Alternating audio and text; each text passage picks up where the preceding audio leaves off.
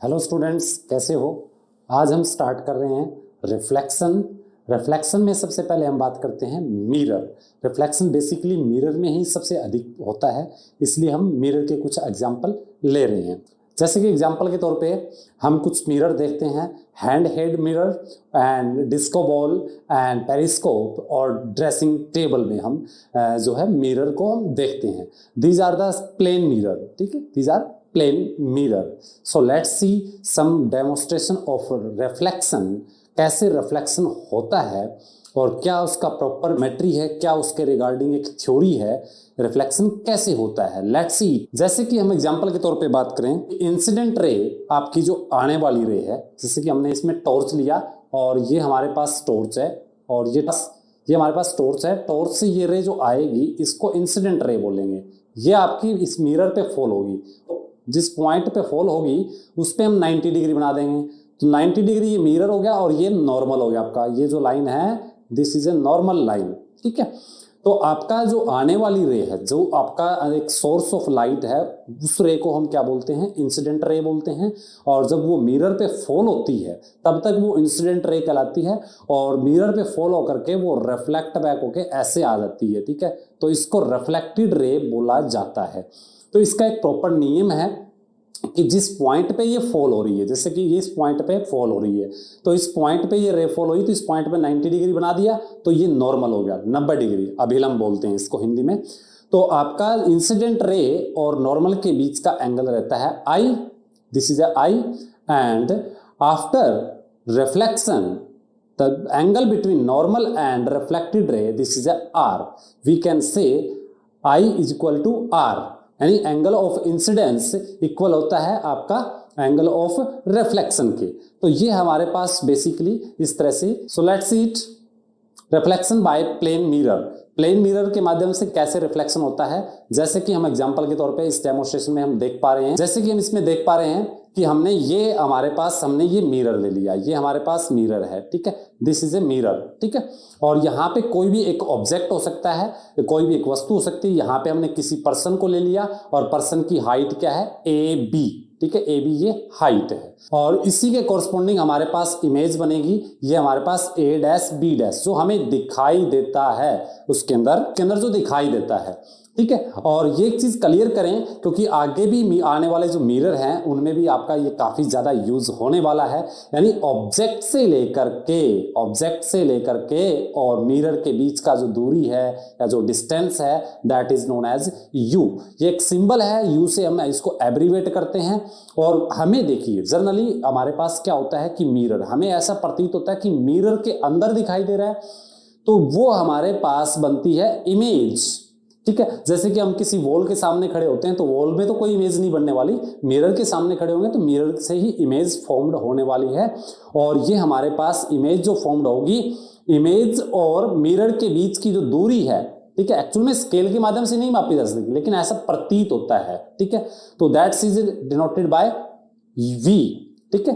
ये आप क्लियर कर लें, ठीक है। जिन स्टूडेंट्स को ये लग रहा है कि फास्टली हो रहा है वो वीडियो को रिपीट करें, स्लो मोशन में इसको रन करें और दोबारा से इसको देख सकते हैं।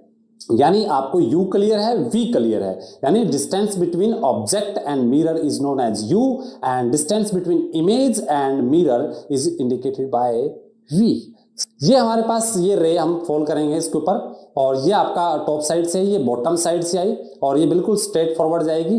तो एग्जैक्टली इसमें जो इमेज फॉर्म्ड होगी वो हमारे पास सेम डिस्टेंस आपका फॉर्म्ड होने वाली है, ठीक है। तो इसमें हम बात करें कि हाइट ऑफ ए बी, यानी हमारे पास इमेज की हाइट और ऑब्जेक्ट की हाइट सेम रहेगी, ठीक है।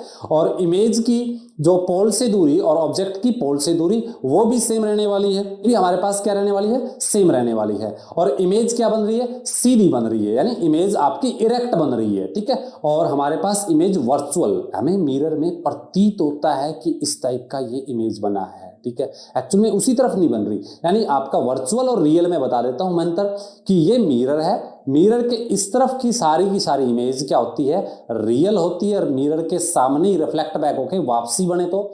और मिरर के इनसाइड हमें अगर दिखाई दे, ठीक है, तो वो हमारे पास क्या होती है, वर्चुअल होती है, ठीक है। यानी जो रे है वो आपका इसके इनसाइड आपकी मीट होती हुई प्रतीत हो रही है, ठीक है। सो ये वर्चुअल इमेज हमारे पास फॉर्म्ड होगी। So let's see some another examples of formation of image by a plane mirror. So let's see it. जैसा कि हम बात करते हैं लेटरल इन्वर्जन। लेटरल इन्वर्जन में आपने देखा होगा कि आपका जो लेफ्ट हैंड है वो मिरर में राइट हैंड दिखाई देता है। जैसे कि हमने एग्जांपल के तौर पे एक लाइट वर्ड हमने लिखा है इस जो बैनर पे, और लाइट वर्ड देखते हैं कि हमारे पास मिरर में ये कैसा दिखाई देता है।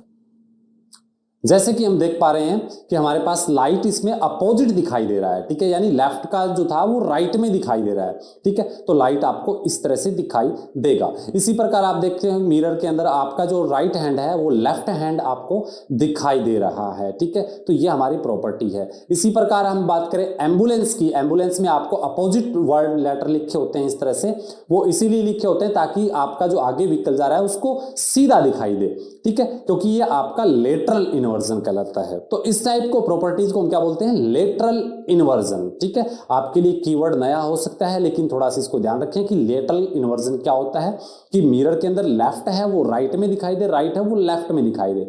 इसी प्रकार हम बात करें, ये आपका लियोनार्डो डी विंसी के कुछ नोट्स थे, वो इस प्रकार लिखते थे कि इसको मिरर के माध्यम से पढ़ा जा सकता है। जैसे कि आप आई चेकअप के लिए जाते हो तो स्नेलन चार्ट बना होता है कि आपकी आई टेस्टिंग के लिए आपसे पूछा जाता है कि आपको लेटर दिखाई दे रहा कि नहीं दे रहा, तो उसके लिए भी हमारे पास। तो हम देखते हैं कि कौन किस तरह की आपकी कैरेक्टरिस्टिक्स रहती है प्लेन मिरर के माध्यम से। तो प्लेन मिरर के माध्यम से कैसी आपका लेफ्ट राइट दिखाई देगा, इमेज फॉर्म्ड आपका क्या रहेगा, वर्चुअल इमेज रहेगा, इरेक्ट रहेगा, सीधी, ठीक है, और लेटरल इन्वर्टेड लेफ्ट है राइट, और जो साइज ऑब्जेक्ट का है जितना बड़ा ऑब्जेक्ट रखा उतना ही बड़ा दिखाई देगा और उतनी ही दूरी पे दिखाई देगा। तो ये कुछ प्रॉपर्टीज थी। और हम बात करते हैं मल्टीपल। ये जैसा कि आप डेमोस्ट्रेशन में देख पा रहे हैं कि हमारे पास जो मल्टीपल इमेजेस, जैसा कि डेमोस्ट्रेशन में देख पा रहे हैं कि इसमें बन रही है लेकिन एक्चुअल में पर्सन क्या है, वन ही है, ठीक है। तो ऐसा इसलिए होता है कि दो मिरर के बीच का एंगल है, ठीक है। ये आप देख सकते हो कि ये एंगल और ये हमारे पास ये मिरर है, दोनों के बीच में एंगल कितना है, 90 डिग्री का है, ठीक है। तो इस एंगल पे डिपेंड करता है कि कितनी इमेज बनाएगा। हम आगे भी चलकर और एग्जांपल्स देखेंगे। जैसे बार्बर शॉप में आप देखते हो कि इनफाइनाइट इमेज बनती रहती है क्योंकि वो प्लेन है होते हैं, ठीक है। आपको एक्चुअल में दो ही मिरर होते हैं वो, लेकिन उनके बीच का एंगल वो एक दूसरे जस्ट थोड़ा सा आपके क्या होते हैं, वो पैरेलल होते हैं। सो लेट्स सी इट। ये हमारे पास कुछ डेमोस्ट्रेशन था। तो कितनी इमेज बन रही है, अगर n इमेज बनानी है तो 360 से दोनों मिरर के बीच में जितना एंगल था थीटा से डिवाइड कर देंगे, -1 कर देंगे, ठीक है। तो इस तरह से रहेगा। मल्टीपल के कुछ एग्जांपल्स हैं, जैसा कि आप इस डेमोस्ट्रेशन में देख पा रहे हो कि हमारे पास जो इसमें इमेज जो फॉर्म्ड हो रही है वो काफी ज्यादा हो रही है। जैसे कि एग्जांपल के तौर पे एक्चुअल में पर्सन यहाँ पे है, इससे आपका इमेज आपका इस तरह से ये दिखाई देगा बैक साइड में, और फिर इसमें रिफ्लेक्ट यानी रिफ्लेक्शन कंटिन्यू होता रहता है। तो ये रिफ्लेक्शन की वजह से ही आपका ये सब हो रहा है। So this is a property of plane mirror. तो प्लेन मिरर की प्रॉपर्टी पढ़ी हमने। एक चीज इसमें हम मिस कर गए हैं, यानी प्लेन मिरर के माध्यम से मैग्निफिकेशन जो रहता है वो +1 रहता है, ठीक है। तो ये आज हम प्लेन मिरर के बारे में हमने डिस्कस किया। नेक्स्ट क्लास में हम बात करेंगे स्फेरिकल मिरर के बारे में। तब तक आप इस वीडियो को दोबारा से देखो, इसको पॉज करके देख सकते हैं या फिर इसकी स्पीड स्लो करके भी आप इसको देख सकते हैं। तो बेसिकली प्लेन मिरर में सिर्फ इतना सा ही था, ठीक है। So thank you very much for watching this video. Like and share and subscribe my channels for upcoming videos. Thank you very much.